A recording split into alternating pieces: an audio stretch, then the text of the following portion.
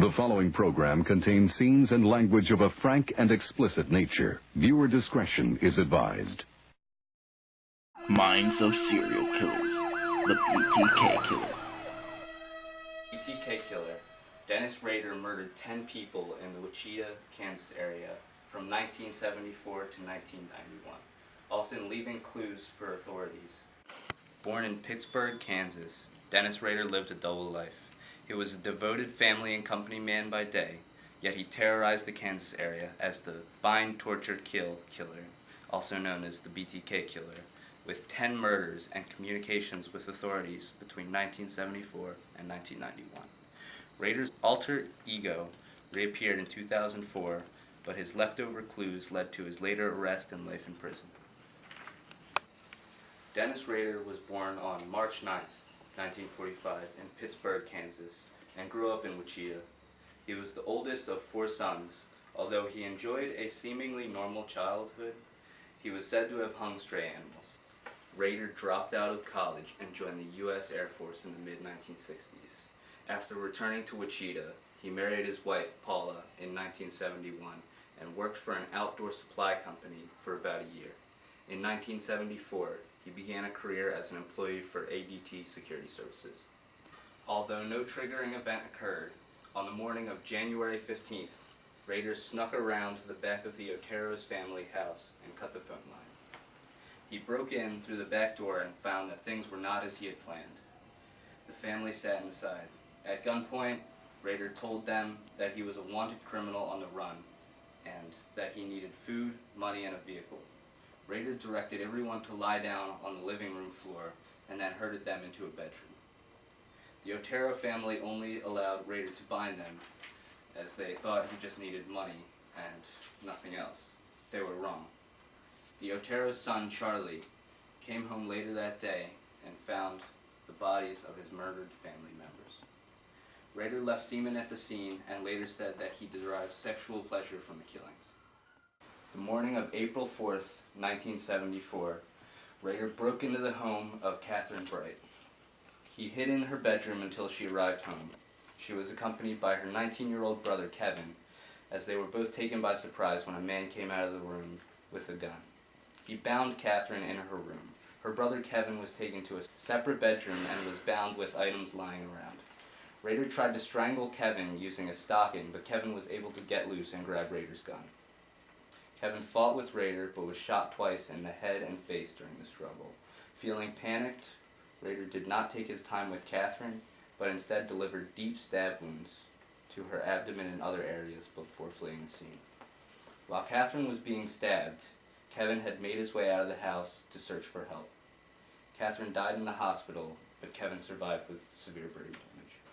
None of his victims were specifically targeted.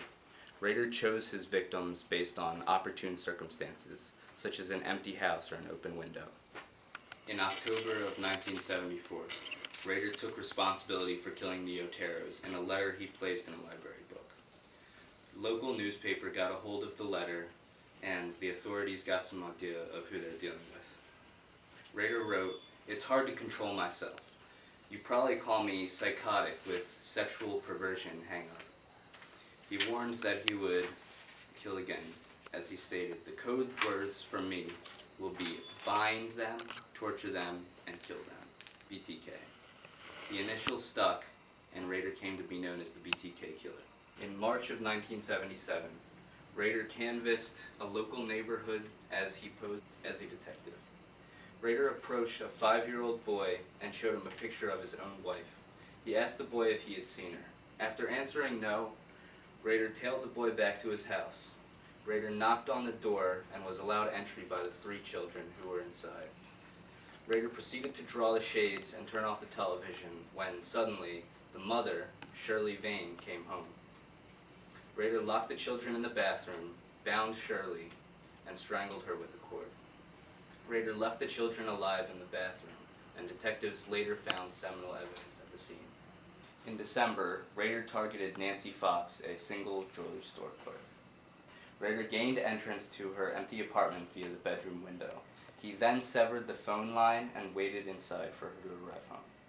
Nancy Fox entered her apartment to find an armed man inside.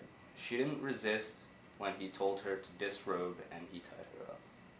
After she was tied up, Rader explained to her that he was the man who had committed the recent murders and stated that she was his next victim as he proceeded to strangle her. Semen was left on a nightgown next to the body. Shortly afterwards, in January of 1978, Rader sent a poem to the local newspaper claiming responsibility for the killing. Weeks later, he sent another letter to local television stations stating that he was responsible for killing Vion, Fox, and another victim. Despite his game with authorities, Rader was able to keep his murderous ways of life a secret. Said to be a considerate husband, he and his wife had a son in 1975 and a daughter in 1978. The next year, Rader graduated from Wichita State University with a degree in Administration of Justice. Still, he continued to contact authorities. Anna Williams, a widowed 63-year-old woman, was Rader's next intended target. He broke into her home in April of 1979. While waiting for her to come home, he rummaged through her belongings and took a small few items, but left before she could return home. 2 months after the break-in, Anna received a package with a poem titled, "Oh Anna, Why Didn't You Appear?"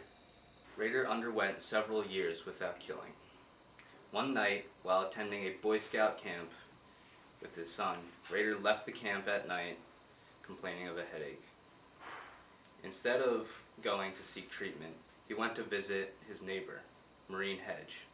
Rader took a cab to Park City to her house, severed her phone line, and entered the house, but found no one home.